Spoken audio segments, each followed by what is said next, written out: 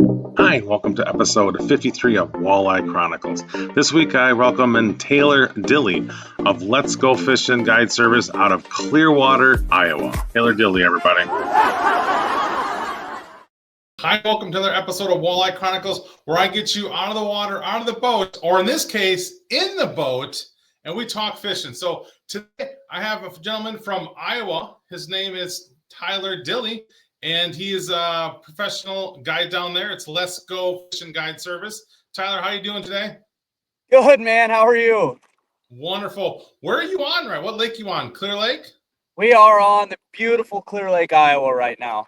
I've actually got a kid up front learning live scope. It's one of my buddy's friends, so he's up here just practicing live scope. I figured we'd come out on the water today and do this podcast. That is awesome. Great idea. I got to do that more often. It's tough because people don't have service, and Wi-Fi is tough for everybody sometimes. Depends where you're at. Right. Yeah, this is such a small lake. It's only like 3,700 acres. And I'm looking at the cell tower right now. So we got great service out here. It's a perfect place to do it. Awesome. Okay, I'm gonna get right into it. Tell me a little bit about your past and how you got started fishing, all that kind of fun stuff. All right. So I actually was born in Long Beach, California. Long story short, my mom and dad moved out here, and I met my dad on the riverbank of the Boone River catfishing. So that's how I got started fishing. It's since I was a little guy. Basically grew up at the river. That is awesome. So it makes sense. You got a little bit of Long Beach in you when I watch your videos. Yeah, I'm a little bit little different than most guys. So right off the bat, you're a vet. So what'd you serve in? In the Army. I was awesome. a helicopter mechanic and crew chief. Nice. Were you ever anywhere where you got to fish, or was there any need to want to fish while you were deployed? Not while I was deployed. Couple opportunities during training and stuff like that, but nothing while I was deployed. I think I bass fished in Virginia. I think that was as close as I got. Awesome. That's pretty cool. So you get done, you got the service. Did you start going to guiding right away, or what'd you do in between that? So I've got a pretty large resume. I don't hold a job very well as it stands, and that's kind of how I got to guiding. We started tournament fishing just a couple years ago, and had some success right away. Decided that what I wanted to do with my life was become a fishing guide. Awesome. So how long have you been a guide for? I actually just launched this year. This is my inaugural year on Clear Lake. It's been pretty well. I mean, slow. It's tough spending money right now, and I understand that. And we're such a destination area, but not huge for tourism. Like the town's actually pretty tiny, so it's kind of tough out here guiding. I gotcha. So you're also a father of 8. Yes, sir. Damn, man. There's a long story with that too, but man, we could go on and on about that. Basically, I got it done and got it done quick, and my wife also had 2 kids that she brought to the table when we got married, and yeah, it's definitely it's a hectic life, but it's fun. I bet. You know what though? I mean, if you're shore fishing, you can take up some serious shore with all those pulls. You know, and we do. So I make the joke, but I'm a cat fisherman by trade. Walleyes just kind of was a way for me and my stepdad to get along. And we go catfishing sometimes, and we do a couple rods a piece. It's all legal here in Iowa. And, man, those kids, we got 8, 10, 12 rods going all at the same time. And it's a ton of fun. That's awesome. So are they all fishermen, and all they like fishing me on the water with you? Yeah, most of them do. Different levels. I know my oldest boy, he's 8 years old, and he fishes a tournament with me every spring, and he is all about it. He is all in 100%. He's a walleye nut. So the rest of them enjoy it too. They like to come out, jump on the boat, jump off the boat, But if we fish, we swim, we have a good time. So nothing too serious from me. That's awesome. So I pulled some quotes off things that I heard you say in your videos recently, and I wanted to read a couple back to you. Okay. And this one, I laughed for about an hour. I wanted to make my own t-shirt, but I feel like you should make your own t-shirt off of this. And you basically said, doing my best to raise fish heads and not crackheads. Yes, sir. Yep. So there's a little bit deeper story to that. That's what I'm trying to do, but I have a pretty extensive drug abuse history in my family as well. So, and I just don't think that they had enough to distract them when they were growing up. So we go to the lake on the weekends. We hit it hard and we distract ourselves that way. I just want to raise fish heads and not crackheads because that's better. That's awesome. So you've been doing some tournament fishing. So what do you like about tournament fishing? Man, it's the competition and getting a gauge on myself and where I'm at in amongst the other anglers out there. Ultimately, that competitive side of it drives me quite a bit, and it always gives me the opportunity to get out on other bodies of water other than Clear Lake, Iowa here, and go break it down and try to understand and learn something else. I think the biggest thing is you got to pay that entry fee, and then you got to go beat the fish. It's not so much the other anglers, but beat the fish on a different body of water than what you're used to. I think that's what really drives me the most, but it's fun to compete. I played sports in high school and stuff, and that's just kind of the next level for me. Yeah, you're right. It kind of does really force you to get out of your comfort zone, go somewhere else, especially kind of where you are. I can't imagine there's a lot of tournaments there, maybe some local stuff that comes through, but not a lot of. Yeah, we do. So I'm actually the vice president of the Clear Lake Fishing Club as well. We put on 3 tournaments a year competitively. We've got a spring catch photo release, and then we've got a spring classic, which is our 2-day tournament, and then a fall classic, which is a 1-day tournament. So we put those on, and then we put a veterans event on, and a kids fishing day. So, but other than that, there's one other circuit, a small circuit that runs around, Cedar Valley Walleye Club. They do it as well, but it's just local lakes. We don't have any body of water that's very big here. I mean, Right. We're working with 5,000 acres, 6,000 acres maximum. Right. How's the population out there? As far as people or fish? Fish. Fish. The population in Clear Lake is awesome. The DNR does their best to stock it. It's probably one of they got rated number 1 for lakes and walleye lakes in the state of Iowa. I don't know what they gauged that on, but it's the walleye population is here. It's strong and thriving. As far as our unders go, we've got a protected slot of 17 to 22 inches. As far as the unders go, our year class of eater fish, that 14 to 17 inches, really just isn't here right now. Talking to the DNR biologist, we're just short on those. I think people caught them and kept them quite a bit last year. But our slot fish, our 17 to 22 inch fish, man, they're thriving and you can have a lot of fun. We actually caught 6 in an hour before you hopped on here. Awesome. So is that pretty much where you stay on there, or do you hit the river around the Iowa River and Cedar River at all, or not really? I spend a little bit of time on the Iowa River. Everything's real shallow around here. So I spent a little time on the Iowa River. There's an impoundment there in Iowa Falls, Iowa. We'll do that for a little bit. The Cedar I stay away from for the most part, except for hopping dams and casting from shore. The Des Moines River is fantastic down in the Saylorville Lake area. We do the spillways there. That tends to be pretty good. But I stay on Clear Lake for the most part, and then we do travel up to Spirit Lake and Okoboji. They're in northwestern Iowa. And we'll do some guide trips up there as well when the bite's good. So, actually, as it sits, it's kind of exciting. I got with some people out in Akaska, South Dakota, and I'm going to take Let's Go Fishing Guide service out to Akaska and do some stuff on Lake Oahe in the Missouri River. More to Nice. follow on that. I don't have the details exactly, but That's fine. That leads right into one of my questions. So did you just did the AFCO walleye beatdown or throwdown? yeah, the throwdown. Yep. Tell me about that because I didn't know about it until I watched one of your videos. I had no clue it was happening. Right. Yeah, it was an awesome tournament. You want me to give you the kind of breakdown of it? Yeah, kind of break down what it was for everybody and how it went because it was kind of a weird layout how they did it, kind of different than what I've seen before. Yeah, it was a strange platform. So the big Bass Bash came in and managed that whole tournament.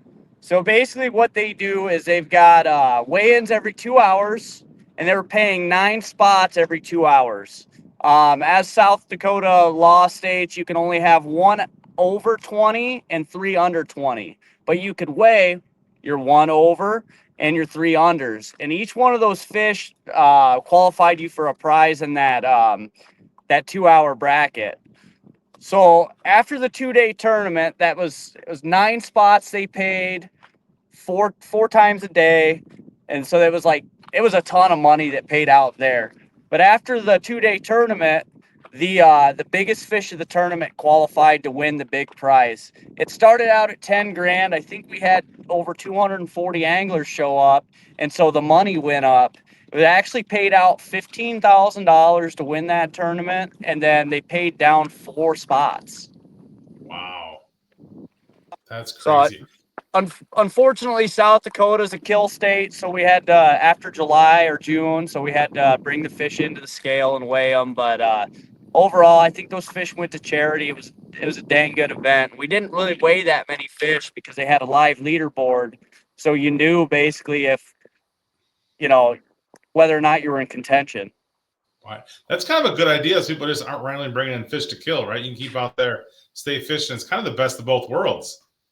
Yeah. Yep. It was a ton of fun. What I really enjoyed seeing out there was some older people, younger people, kids. There was a female leading it into day 2 until like noon. She had over 13 pounds for that one fish. Yeah, that's neat to see. Everybody cut a check. Kids cut a check. They had different prize categories for biggest fish in a pontoon in memorial of, and I hope I don't mess this up, Buckley Schilling, and then Kent Kramer as well. I think that was the kids award. They passed away out there on Lake Oahe ice fishing either last year or the year prior. So there was a ton of money in it. Wow. So how'd you get hooked up going over there?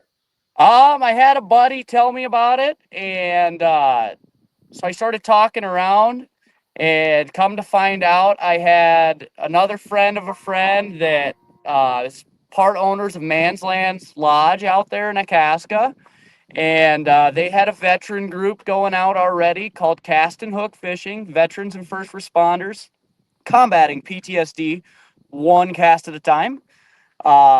And I got hooked up with that group to go help them.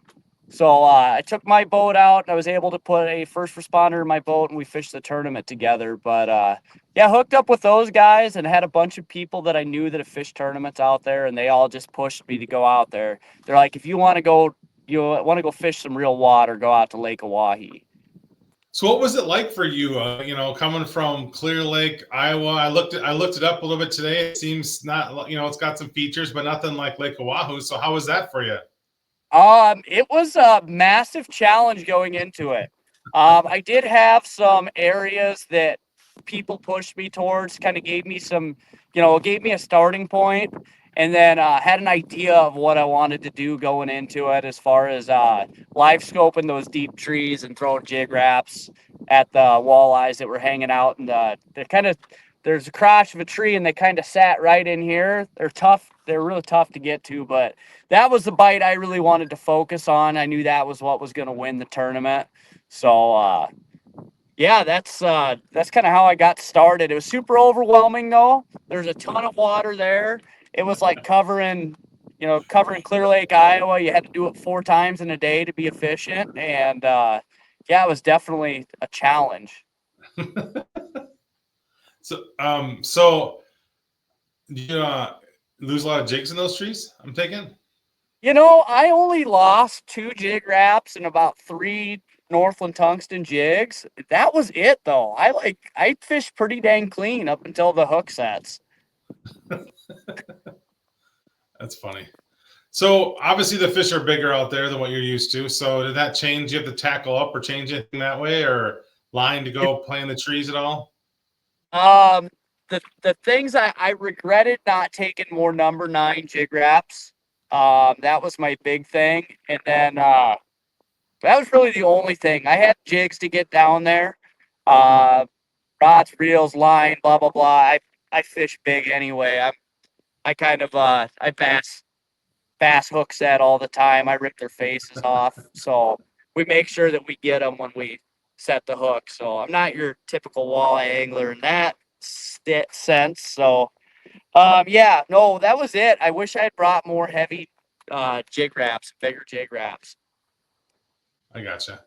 So what would say is your style or fishing? How do you want to catch walleyes? Jig and crawler. Jig and crawler is my absolute favorite way to get them to eat. And I can force the issue usually and make them eat. So that's my all-time favorite. Last year, before I really got into forward-facing sonar, I would have told you I love pulling Salmo Hornets and number 5 flicker shads. I love trolling. No, you're right. I mean, that's Salmo Hornet 4s are deeply in my heart forever. Even if I don't troll, they're still hooked up on the rods in the boat, always ready to go for those relaxing pulls on shorelines. Man, those things are just absolute fire. I love my Hornet 4s. I actually, unfortunately, during on my way home from one of my tournaments this spring, I left one of my boxes of Hornets and 2 boxes of flicker minnows in the boat, and they blew out. So I lost about $1,000 worth of Hornets and flicker minnows right out of the back of the boat. Damn, dude, that sucks. And I spent so much time chasing Salmo Hornets. You know how that goes when you start chasing crankbaits. Yeah. Man, I chased them and dug through the depths of the internet and called people that had, stuff for sale and, that people had passed away or whatever. And I hunted those things forever, dumped a bunch of time and money into it. And it was just super disheartening. But that's why I started live scoping hard. So, but you trolled, you like trolling. That's kind of fun for you to do. Is that something you do with your clients more often?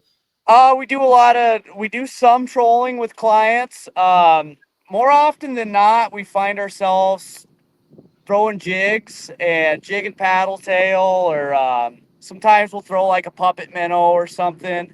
Slip bobbers are big up here still, but I try to avoid trolling at all costs. It kind of gets boring. People love catching fish, love reeling fish in, but I try to keep them as engaged as possible. And so if we have smaller trips or just some people that are experienced, man, and they want a jig, I've got a live scope at the console too and a 10-inch unit. So we'll spot lock, or we'll kind of move around and find some fish, and I can spot lock on them. And then we'll sharpshoot them with a live scope, either off the front or off the sides, or just blind cast at them too. But it's a ton of fun if you can keep a jig rod in their hands. I know I have a blast doing it, and my guide clients have really enjoyed it too. Hey listeners, let's talk outdoor streaming. What is the best outdoor streaming platform out there? Well, it's simple. It's Fix TV. Not only do they have this great program, but they have all kinds of hunting and fishing shows along with some weaponry shows.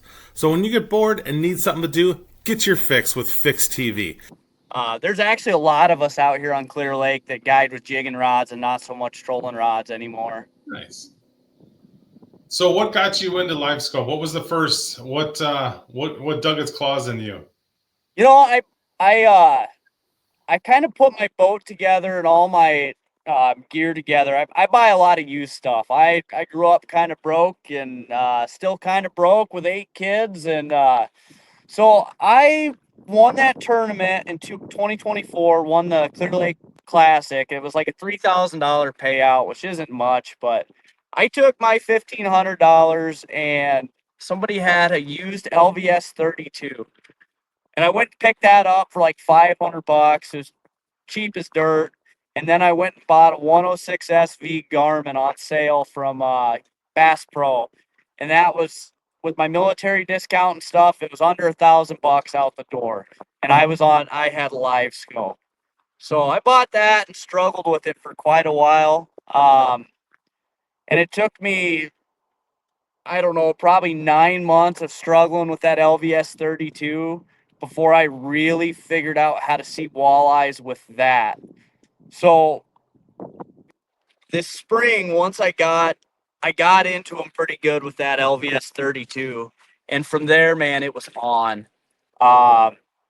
Kind of saved up some money, sold some stuff. I had a bunch of old trolling motors, and man, right back into the LVS 34 I went with a 126 SV unit, beat down graph mount and all that. I committed. That is awesome. I mean, there's so much stuff on Marketplace, all those kind of things. I tell people that are just getting into it, don't be buying all the kind of crazy stuff. Get out there, find some used stuff, especially when you're buying boats, all that stuff. Work your way up to it. See if you actually like to do it, or if it's something that fits in for you. Because like a lot of us, the live scope, I struggled as well for a while in live scope, trying to figure out, I don't know if just I'm old or what. It just the whole idea of it, I think, is tough. You're used to jigging a certain way and doing this and not getting any visual response, and having to turn that around and kind of go the other way with it and really sink your teeth into it, kind of what makes life go around. Yep. Live scope is, contrary to popular belief, it's not easy. It's actually incredibly difficult. Now, maybe on the flat, calm day when you're just bobbing around, and I mean, I have more problems on flat, calm days because I can't slow my boat down because I'm scanning so fast through the water anymore. I can't slow my boat down to get on the fish. I just drive right over them. Yep. But I come out on a lot of rough days and practice it for the tournaments and stuff. I'm always practicing, always trying to better myself. And Lake Oahe was one of those things where we were in 4-foot rollers live scoping and catching fish, And you don't learn that overnight. I've got between my 106 and my 126, I've probably got 1,500 hours on that scope in the last year and a half. Yeah. Just beating my face into it. I close my eyes at night and see live scope, Yeah, you got to get on that thing and stay on that thing. That's the one thing is it's the more you use it, it seems like the better.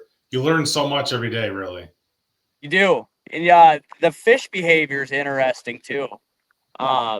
You could get on a solid pattern. Say you're just on a solid jig and crawler pattern, and you run into that one big one. You get that big mark, and you can just tell it's a walleye. And I tell people, they just look different. A walleye stands out in the crowd on these live scopes when you got them dialed in. And you find that one, and you can just tell it's big. Out here, 27 is about our top end for fish. We've got some 28 and a halves that have been caught during tournaments. I don't think anybody's seen a 29 or 30 out here, but that's kind of what we're chasing. But yeah, you see that big fish on scope, and it's just like, okay, that one didn't eat my normal presentation. Now what do I do? Do I feed it on the bottom? Do I snap it real aggressively above its head? What do I do? I actually seen I had one eat that back end of my crawler one time. It was the funniest thing. My dad was in the boat with me, and then he stopped and came back and looked at my jig, and all I did was snap it, and he crushed the jig. We get it out, and it didn't even have a crawler on the jig. He just smacked the bare jig. He came back for seconds, and it's just nuts to see their behaviors. Right. So how long do you stay on the fish? I'll work one until they disappear. I've had times where I'll work them up to 15, 20 minutes, sometimes even a half hour, and it's not they freaking run everywhere out here. It's not hard to get halfway down the lake with a fish. And I think that if you just stay with them, sometimes you annoy them enough and they'll finally eat. So when I find a decent mark, something I know is over that 20-inch range, into that 25-inch range, I commit to them and I just stay with them over and over and really study what they want. Wow, that's great. So, so you don't worry about other fish coming in? Do you hop off that fish, go to something else that seems a little thing, or once you're on that fish, you're sticking to that fish? It depends on what I see when I'm chasing him. Now, I've had instances where I thought I was chasing a 20-inch fish, let's say, and we're cruising around, and all of a sudden I run into a bigger mark, and I pan over to him. Oh, wow, that's a 25-incher, or something a lot larger.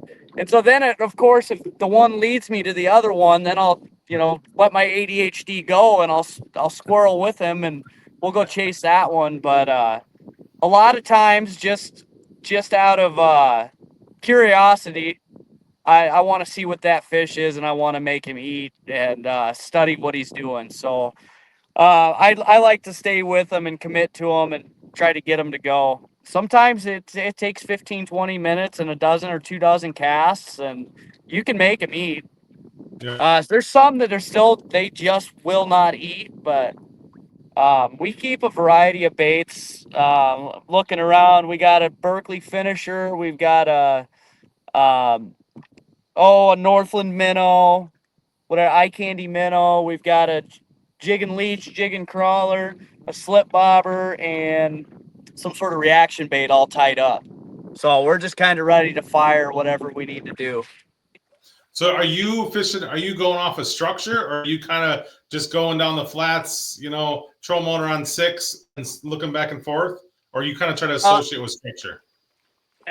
Basically what I'm doing, a lot of what I do is I fish areas, and I start off the structure and work onto the structure. Honestly, a lot of times I don't see fish on structure, and a lot of our fish relate to weeds out here in Clear Lake. But I've got kind of a scanning progression that I do where I start off the structure. Let's say we've got a point that comes up to 5 feet, but it tapers off down to 13 feet of water. I'll start in that 13 feet of water and work up to the structure and around it and look at it, and then I'll work my way up through it. Now, there's cases where when I run my side imaging, I see a bunch just set up on a flat. And if they're on a flat, then I know I'm working the flats, and I'll just run flats and kind of scan through. But when I pick a structure, I start out deep and then work my way in shallow. We have seen some stuff where they're shoreline relating, and you run that shoreline, but that's a lot of skinny water that we end up fishing out here. A lot of sub 7 feet when we're doing that stuff. That's kind of where our flat's set up. Other than that, we've got 1, 2, 3. We got like 4 or 5 main pieces of structure that we work. And that's that progression. I start out deep and then work my way in shallow. Kind of just do that thing where you hunt the saddles and the abnormalities that you see in the lake. That's the basic principle of it. So are you always running into the wind, or you let the wind push you sometimes, or does it depend on the day, or what's your thoughts on that? If I can't run my trolling motor at 6.5 effectively into the wind, meaning I'm only crawling at like a half a mile an hour, then I'll turn around and put the wind to my back.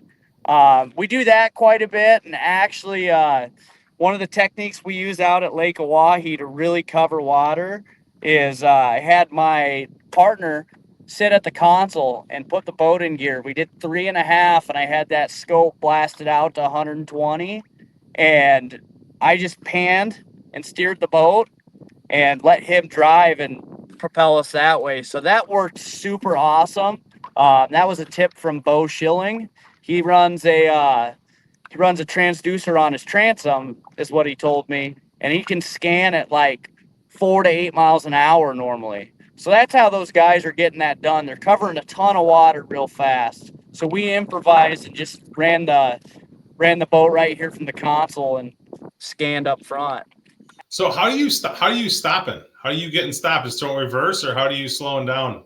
Well, the wind was blowing about 25 on Wahi and it was rolling hard, so it didn't take anything to get us stopped. I So, got you. but say I got my the tail of my boat into the wind and I'm scanning with the wind. A lot of it is just basically what I do is I see the fish, see my mark, whatever, and then find reference points around it, whether that's a pot of bait or a clump of weeds or a rock or something. And then as I'm turning around, I'm always looking at that reference point and finding that reference point, knowing where that fish is next to that reference point. That's kind of how I turn around and stay with the fish. I I just got you. observe everything that I see in the water and kind of use them as reference points. I got you. That makes sense. That's some good tips there, man. Is there Yeah, I don't anything want to give it all away. No, I don't worry about it. It just creates better competition when you can share information. Right? Yeah, I think that's the hard part for a lot of people is understanding how aggressive you can really be with the live scope and moving along through the water column, just get on your fish, right? Not poke along. I think we're so used to, as walleye fishermen, we're so used to find some structure, blind cast, work on it, this and that, and it it seems to throw the walleye world upside down that we're fishing like this. It does, man. It seems like that. Okay, now I'm going to talk about this a little bit because I went out to South Dakota, hopped on a Wahi, and thought, hey, man, I got something going on with live scope.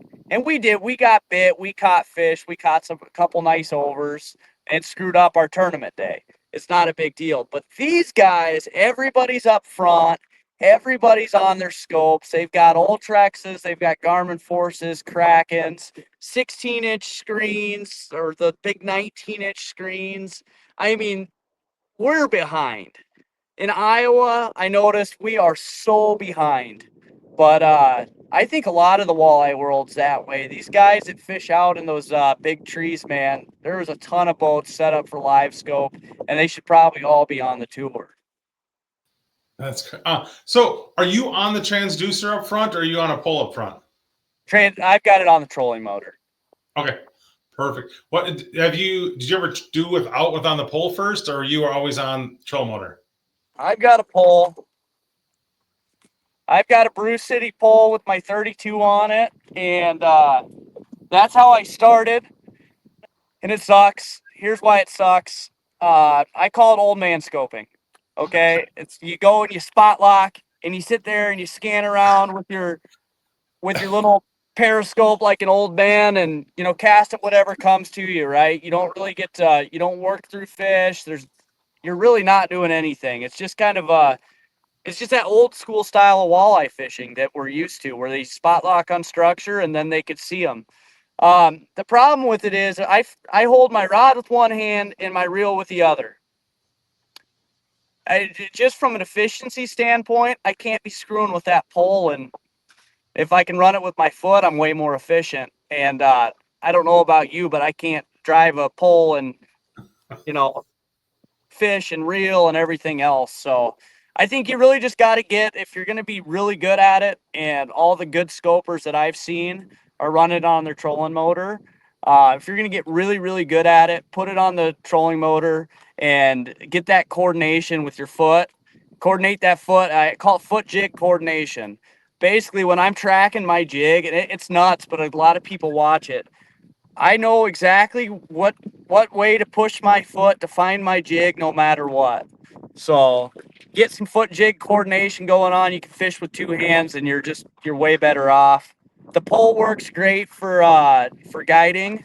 The pole also works great for when I want to stick it in the. Hey listeners, let's talk outdoor streaming. What is the best outdoor streaming platform out there? Well, it's simple. It's Fix TV. Not only do they have this great program, but they have all kinds of hunting and fishing shows along with some weaponry shows. So when you get bored and need something to do, get your fix with Fix TV. Watch my bottom bouncers. That's a super great way to do it. Bottom bouncers or keel weights. I'm always watching spinners if we're doing that. That's like the best use for my pole. And then when we're just spot locked somewhere on a guide trip and you got people looking at the front screen as the trolling motor's panning around because we're spot locked, and they can kind of see stuff. And then you got a couple people at the back working that scope on the back too. But there's definitely a place for it, I think, in river systems as well. When you're spot locking in front of wing dams and stuff, that could be that would be where the pole excels. But in most scenarios with walleye fishing, put it on the trolling motor and get that foot jig coordination going on. Right, for sure. I think you get stagnant when you're on the pole up front. You keep hitting the spot lock and you're just dragging time down. You get stagnant on the spots you're on. You're not moving through fish per se like everybody else is doing with it on the front. Right. So also you have 2 screens up front, I believe, right? I am running 2 screens up front. So what's the bottom one got on it? Is it full live scope, half live scope, half maps? What you got on the bottom one? I run a 12-inch live scope, and then on this boat I've got just a 7-inch Garmin dedicated to mapping. On the other one is my dad's boat that we tournament fish out of for the most part. We got a 106 SV, and we run basically just dedicated mapping. So I want a live scope screen and a dedicated mapping screen. I do not want to be distracted. I know guys run 360, they run side imaging and stuff like that. When I'm up on the scope, clean power, I shut off all my transducers. I want me, the scope, and a map. And I just kind of get, centered in that. Basically, I want to know what I've worked or what I'm working towards on the map. And then I just want to scan and process data in my head. And it makes sense. It simplifies it that way. I know I run up front. I have 2 as well. And I do my bottom, I do half map, half side scan. I still like to see, we're a lot of rocks around here. So I still like to see where I am. That's kind of how I watch where I'm at, right? I kind of makes sense in and around the rocks. Okay, I'm coming up to a shelf. Here it is out to my right. Kind of a quick reference to where I'm at. That's a lot of great information. So you said you do some bottom mounts and things like that as well? Yeah. Yep. Anything, is there certain times or you just, when the fish are where they need to be? Springtime out here is awesome. We've got a curly leaf pondweed problem, which is not very much a problem. So in the springtime, that stuff starts coming up, and it attracts a ton of fish. I mean, it basically holds the whole population of our fish in the western basin of this lake. And pulling bouncers above those, or actually I do a lot of inline weights and keel weights, but whatever your tactic is to get down there, man, pulling spinners over the weeds can be a freaking riot. And they get those weed walleyes are super aggressive. So that's about the only time I do it. Then our young of the year yellow bass come to play, and they just eat all your bait. So I pretty well avoid it once the young of the year yellow bass hatch, and we go to something like we just pull crankbaits or throw jigs. So talk to me about your boat. What was the first boat you got? Or what's the first thing you put on your boat that was awesome? Okay, I'll go through my progression. I'll make it quick. I started with a 14-foot, 1448 Crestliner John boat. Double wide, double deep is what you had to have. It had a little 9.9 Yamaha on it. And I used it primarily for catfish and running bank poles. Well, then I got into walleye fishing a little bit harder. So I actually had that whole boat outfitted with a bow-mounted trolling motor and everything to troll walleyes. And fished with that for a while until I got this bright idea that I need to take my kids fishing, and I wanted to be a guide.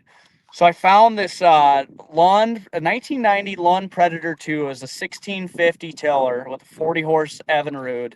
And I ran that thing like it was going out of style. I loved that boat.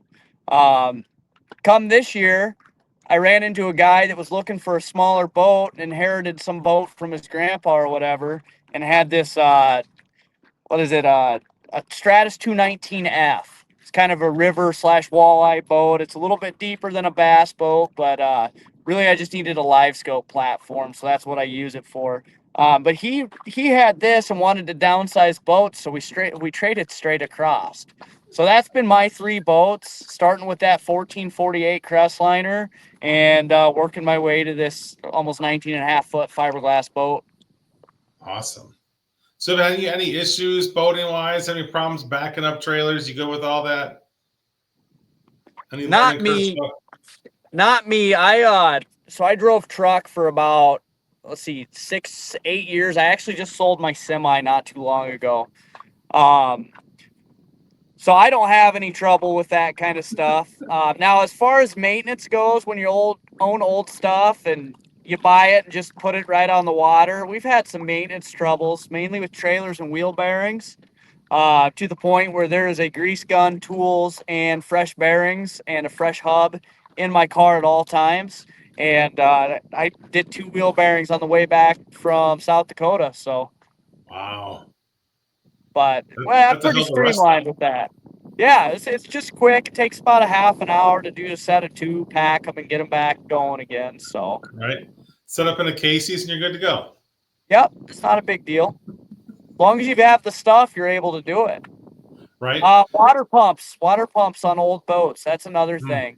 I would recommend you buy an old used boat like I do, and you just go ahead and put an impeller in it right away. That's one of the best things you can do. Yeah, that's not a bad idea at all. So you fish tournaments locally. Are you looking to do anything, a national scale, Midwest scale, getting some of the aims? I heard you talk on a video earlier about possibly doing an NWT. What's on the horizon there for you? Me and my dad want to get into a couple team tournaments. We're talking about AIM. Really, I'm interested in that Warrior at the end of the rainbow. So we might do AIM. It's going to be a couple years before he can get out and really commit to a circuit. So we're looking at doing 1 or 2 just kind of what we'll call jackpot tournaments next year. Hopefully something on Lake Oahe because I love that place. And then we might come and try to steal the money from the AIM guys or something. I'm not 100% sure. Local tournaments, I'm always going to fish my 3 events with the club here. But for me personally, I want to I'm putting the Stratus together right now, looking for maybe some sponsorships. Those are hard to get. Or just, saving some money. And I want to take the 19.5-foot Stratus and go fish the National Walleye Tour events with it. I'd hope to fish the whole circuit and try to qualify for the championship. I see all these big fancy boats, and I wish that people, we could go out there in our normal boats. So that's what I want to do. Just be a normal dude with a normal guy boat and go out there and fish the big boy tournaments. So is there any certain lakes? Are you looking forward to possibly doing that? Obviously, I don't think they're going to be back at Lake Oahu for a couple of years yet. I think they're just there. So is there any tournaments that you look at and go, okay, I got to do that, or this one for the NWT? And then, the AIM gets fairly close to you on the river circuit. Yeah, anything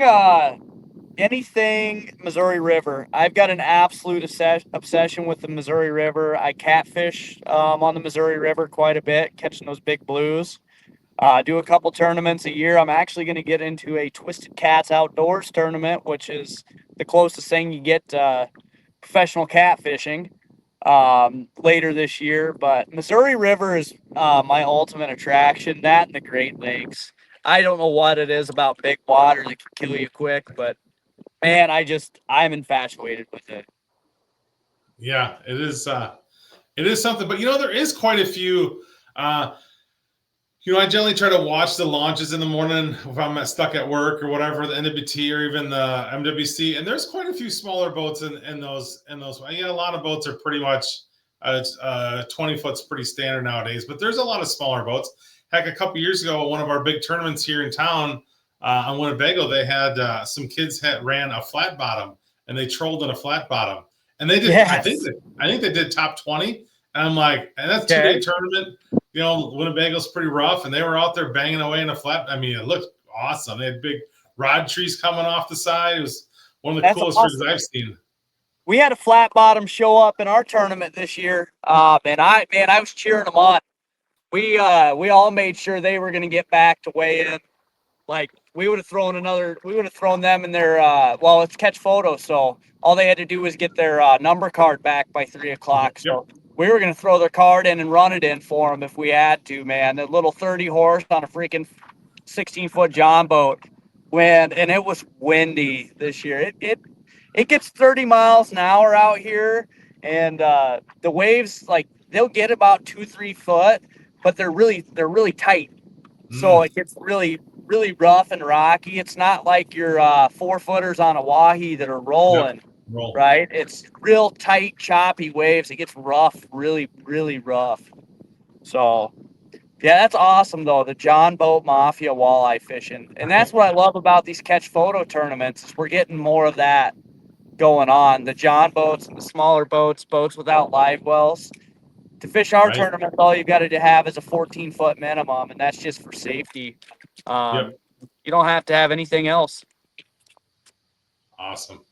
So what else you got? So how was your year this year? It's your first year guiding. Would you call it a success, or are you excited to go into next year? Are you excited for the fall yet? Your fall bite down there, does it kind of get fire up for you guys?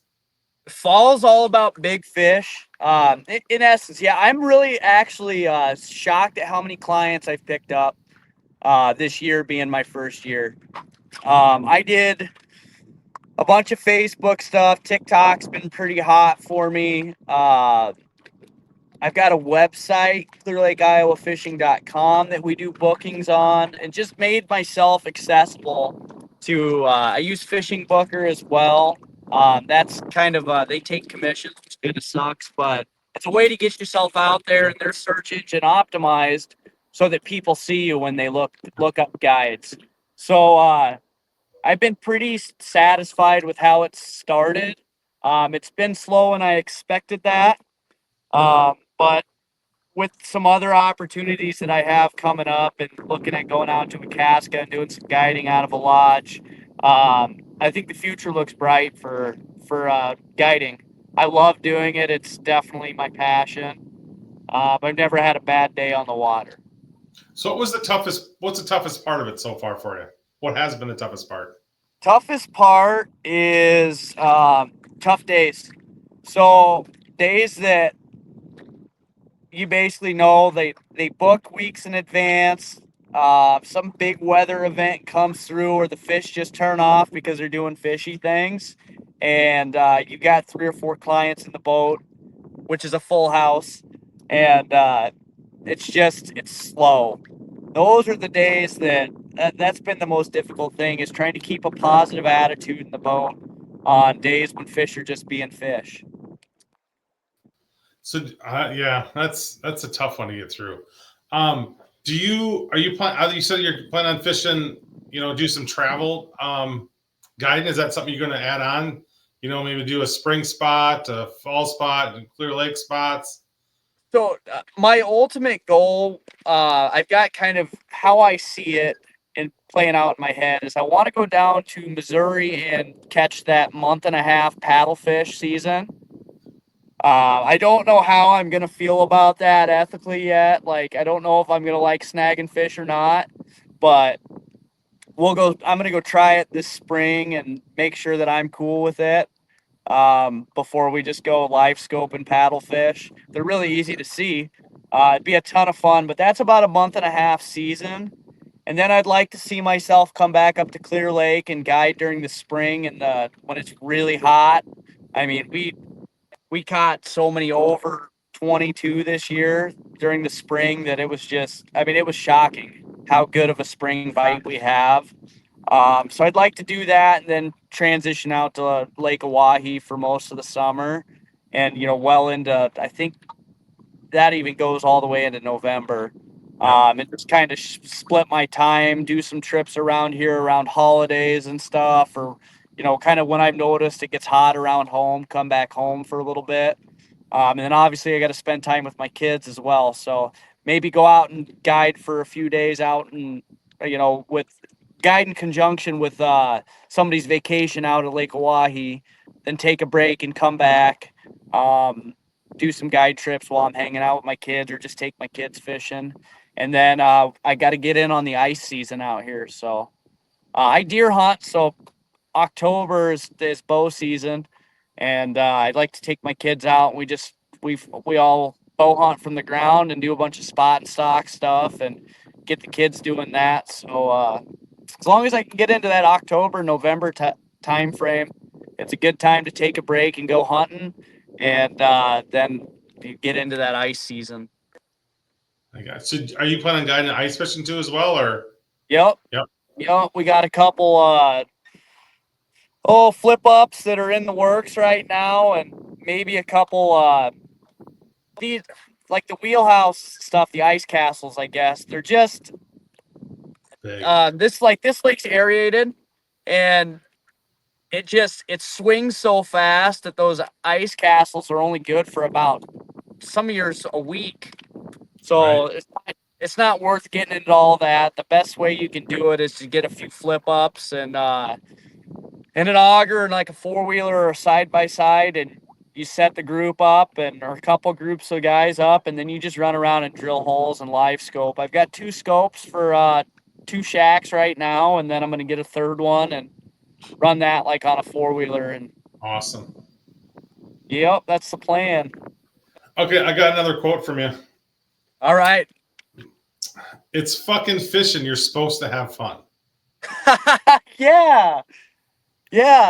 Right? Well, Where did that come from? I mean, obviously, you watch things on social media and stuff, and that must have drove you to a point to say that, because it seemed like you're in kind of a rant at one point about. I am. Where does that come from? It's fucking fishing. You're supposed to have fun. People get so serious, and I notice it in the walleye community more than anything. People are just straight-faced and straight-laced about this stuff. It's fun at the end of the day, It's like, oh, I grabbed here's my I don't even know what the hell this is. I was throwing it at a wahi, but they're not going to show you that. They're not going to tell you about it. I have some freaking goofy orange paddle tail and some big custom jig head my buddy made, but they'll keep that a secret. They'll, it's like everything's about advertising and it's all straight faced. And I don't know, walleye fishing's all secrets, and there's not a lot of people out there sharing information. There's not a lot of education for the guy like me that just wanted to get into it. Like, I tried desperately when I first bought my live scope to find information on just how to set the damn thing up. And I couldn't find it. I paid a couple guides and I'm not beyond or above paying a guide to teach me some things, either about a body of water or a technique or whatever. But man, I paid a ton of money trying to get my live scope set up, and I never could find anything. It's just everybody's got tight lips about everything. It's just that's where that comes from. It's tough in our community, especially when you want to learn. And I know young anglers they turn away from this community and this walleye world because of it. Yeah. Yeah, it can be tough. It's kind of a weird world that we sit at, and we all grow up at a certain time where we're all sharing information with our buddies and friends and all that kind of stuff. And then at a certain point, then it's like, no, I'm gonna save that information so I can finish 30th in a 40-man tournament. Right. At some point. I mean, I understand there are people out there that are literally head and shoulders above me fishing, but at some point, has he got one on? Yeah, he's got one on. That's awesome. That's his first fish he's live scoped up. Awesome. Bring it when you get it off. Bring it back here. We'll show the camera.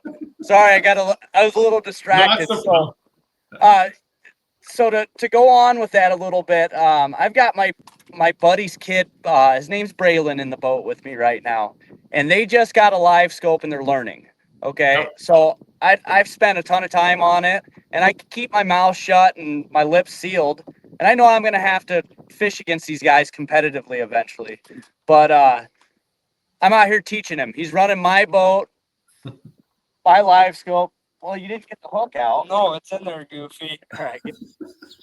My guy, come on. There we go. There's a Clear Lake walleye right there. He's probably 17 and a half, 18 inches. So he'll be protected, but there we go. Good job, buddy. And that is the first walleye caught live or on Walleye Chronicles. Hell yeah. Yeah. Yep. That is awesome. You want pliers to cut that? All right. So yeah, that's what we're out doing tonight. We're just teaching him. I'm letting him run the boat and get time on it. So we came out and I showed him exactly what they looked like, and we caught 3 right off the bat. And then I said, "Hey, I'm going to do this podcast. You drive and find a fish." So it took him just about an hour to get on his first one by himself, but he did do it, and that's awesome. That's awesome. And the first one, that's the cool thing about around here. I don't know if you guys got a lot of sheephead around here. Winnebago chain, we have a ton of sheephead.